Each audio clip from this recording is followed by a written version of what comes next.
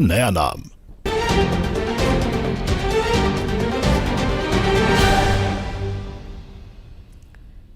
नमस्कार, बहुत स्वागत है आपका 8 की ताजा खबरों के साथ। मैं हूं रीनू यादव। सबसे पहले बात करेंगे भोपाल से बड़ी खबर की। आज से एमपी विधानसभा का मानसून सत्र शुरू होने जा रहा है। 19 दिनों तक चलेगा विधानसभा का मानसून सत्र। 3 जुलाई को पेश किया जाएगा बजट। मानसून सत्र के हंगामेदार होने के पूरे आसार हैं। जहां कांग्रेस सरकार को घेरने की तैयारी में मानसून सत्र के दौरान होंगी कुल 14 बैठकें। बड़ी खबर आपको दे रहे हैं भोपाल से, जहां आज से एमपी विधानसभा के मानसून सत्र की शुरुआत होने जा रही है। 19 दिनों तक ये विधानसभा का सत्र रहने वाला है, जहां 3 जुलाई को पेश किया जाएगा बजट। मानसून सत्र के हंगामेदार होने के आसार बने हुए हैं। और ज्यादा जानकारी के साथ संवाददाता शैलेंद्र भदौरिया जुड़ गए। शैलेंद्र, आज से मानसून सत्र की शुरुआत हो रही है, कैसी तैयारियां? देखिए, बिल्कुल तैयारियां पूरी कर ली गई हैं। कल नेता प्रतिपक्ष के साथ साथ विधानसभा अध्यक्ष ने तैयारियों का जायजा लेने भी पहुंचे थे और आज सुबह 11 बजे से मानसून सत्र का आगाज होने जा रहा है। ये सत्र बेहद खास होने वाला है क्योंकि बजट सत्र भी है। इसके पहले जो सत्र चलाया गया था उसमें अनुपूरक बजट मध्य प्रदेश सरकार लेकर आई थी क्योंकि लोकसभा के चुनाव होने थे, और उसके बाद अब जो सत्र शुरू हो रहा है इसमें पूर्ण बजट जो है वो मध्य प्रदेश सरकार 3 तारीख को पेश करने वाली है। इसके साथ ही लगभग 11 विधेयक हैं जिसको लेकर आज सरकार जो आने वाले सत्र में सरकार लेके आने वाली है।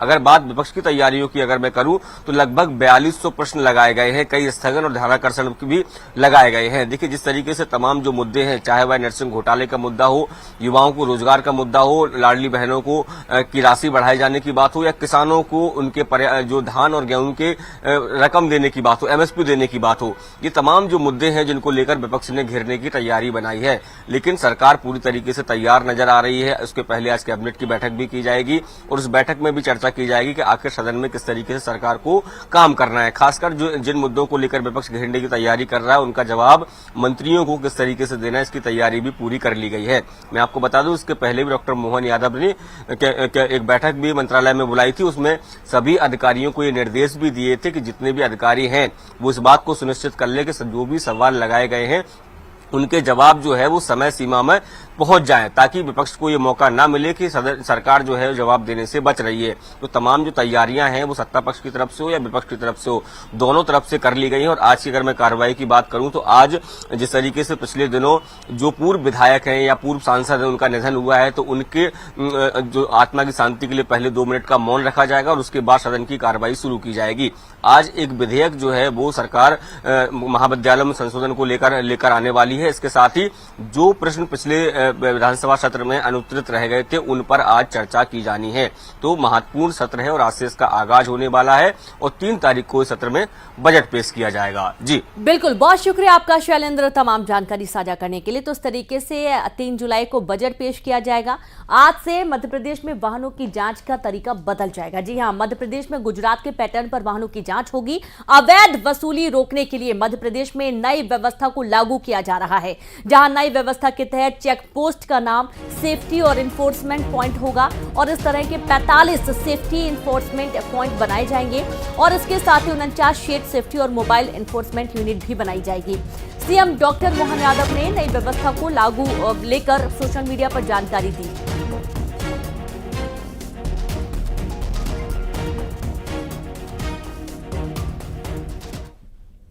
कल 1 जुलाई से विभिन्न जो आरटीओ के चेक पोस्ट हैं जो राज्य से बाहर के आवागमन के वाहनों के लिए अपनी भूमिका अदा करते हैं, इन सारे चेक पोस्ट पर सभी जिला प्रशासन के साथ हमने तालमेल करने के लिए और यहाँ होने वाली अव्यवस्थाओं के लिए, खास करके जबरन वसूली के या अन्य अन्य प्रकार की जो शिकायतें मिलती रहती है, इनको सबको दूर करके साफ सुथरे ढंग से जो आरटीओ का अपना मूल काम है उस काम को करने के लिए प्रबंधन किए गए हैं।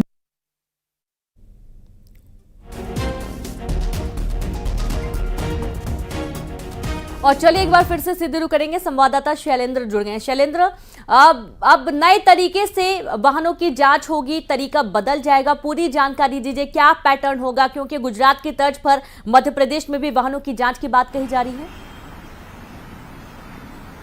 देखिए बिल्कुल जिस तरीके से लगातार मध्य प्रदेश की परिवहन चेक पोस्ट पर जबरन वसूली के आरोप जो है वो लगातार लग रहे थे और कई शिकायतें भी मिल रही थी और यही कारण है कि पिछले दिनों ट्रांसपोर्ट विभाग की तरफ से सभी जो चेक पोस्ट है उनको एक पत्र भी लिखा गया था और साफ ये किया गया था कि जो भी प्राइवेट लोग आपके चेक पोस्ट पर काम करते हैं उनको तत्काल प्रभाव से हटा दिया जाए, क्योंकि यदि वो लोग वहां पर रहते हैं तो कहीं न कहीं सरकार पर कई तरह के गंभीर आरोप लगते हैं। और उसके बाद इस पूरे जो चेक पोस्ट है उसकी समीक्षा की गई। समीक्षा के बाद यह निर्णय लिया गया कि गुजरात मॉडल की तरह मध्य प्रदेश में अब चेक पोस्ट काम करेंगे, यानी चेक पोस्ट अब नहीं रहेगा बल्कि इन्फॉर्मेंस सिस्टम जो है वो लागू किया जाएगा। ये पूरा अत्याधुनिक तरीके से ये पूरा सिस्टम रहेगा, ये पूरा इलेक्ट्रॉनिक सिस्टम रहेगा और इसमें किसी भी तरह की ये मानव रहित पूरी ये प्रणाली रहेगी। लेकिन इसके साथ ही जो 26 जिले हैं वहां पर 45 जो चेकिंग पॉइंट जो है वो अलग अलग बनाए जाएंगे और इसके साथ ही जो आरटीओ के लोग हों या फिर पुलिस के लोग हों और होमगार्ड के लोग ये फ्लाइंग स्क्वाड के तौर पर काम करेंगे। यानी जब जो मानव रहित चेक पोस्ट पर कोई भी बाहरी ट्रक या वाहन पहुंचता है और उसके संबंधित जांच की जाएगी, जांच में यदि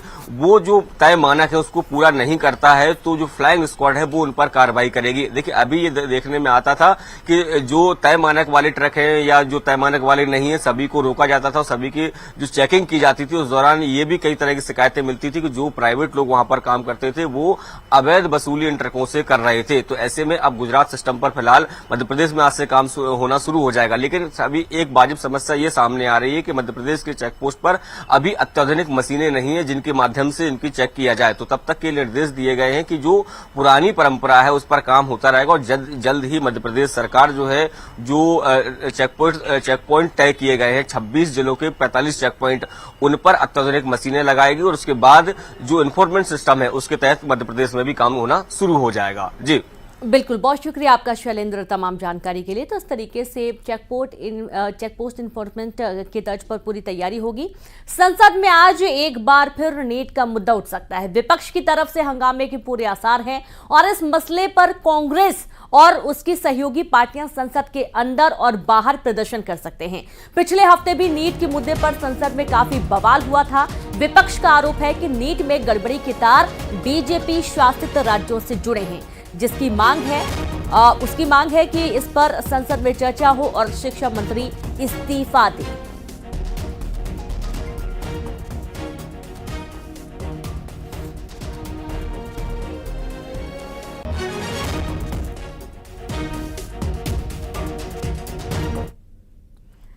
वहीं सूत्रों के हवाले से खबर है कि टीम इंडिया प्रधानमंत्री नरेंद्र मोदी से मुलाकात कर सकती है। बताया जा रहा है कि दिल्ली में पीएम मोदी से भारतीय खिलाड़ी मुलाकात करेंगे। 2 जुलाई को भारतीय क्रिकेट टीम दिल्ली पहुंचेगी और प्रधानमंत्री मोदी से मुलाकात करेंगे। इस दौरान बीसीसीआई के अधिकारी भी मौजूद रहेंगे।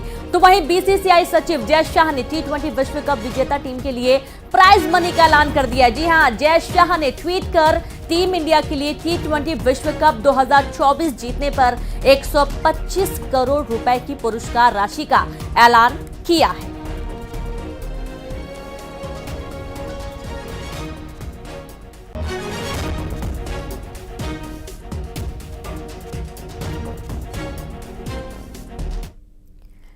तो वही पन्ना में खाद्य विभाग की रेड, जहां नकली घी बनाने वाली फैक्ट्री पर छापा पड़ा। 850 लीटर नकली घी बरामद किया गया। 56 टीन नकली घी बरामद हुआ है। क्षेत्र में मचा हड़कंप। इंद्रपुरी कॉलोनी में ये फैक्ट्री है। बड़ी खबर पन्ना से आपको दे रहे हैं, जहां खाद्य विभाग की रेड पड़ी है। नकली घी बनाने वाली फैक्ट्री पर छापा पड़ा है। 850 लीटर नकली घी बरामद किया गया। 56 टीन नकली घी बरामद हुआ है। क्षेत्र में हड़कंप मचा हुआ है। इंद्रपुर कॉलोनी में ये फैक्ट्री थी, जहां पर खाद्य विभाग की टीम ने छापा मारा है।